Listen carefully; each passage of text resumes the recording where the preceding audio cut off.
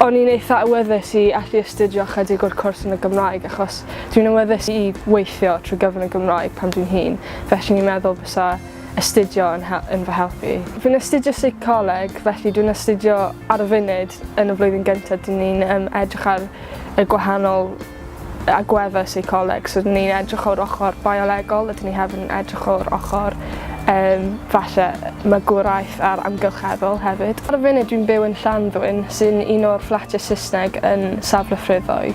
O'n i'm yn siŵr be i wneud ar y cychwyn, felly nes i'n mynd i JMJ achos o'n i'n meddwl fyswn i'm yn ffitio mewn.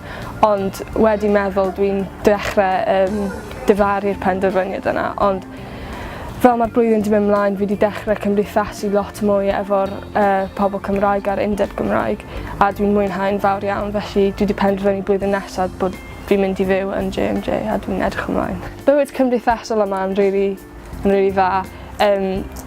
Dwi'n rhan o'r clwb pêl-rwyd, felly mae hynna'n lot o hwyl a dwi'n hapus iawn nes i wneud penderfyniad yna achos mae'n cymryd lot fyny o'r amser a dwi'n cyfarfod pobl na fyswn i efallai wedi cyfarfod os ni ddim wedi ymuno â hynny. Dwi heb bod ar unrhyw brofiad gwaith yn y Prifysgol eto, ond dwi'n gobeithio trio wneud rhywbeth haf yma a wedyn blwyddyn nesaf hefyd.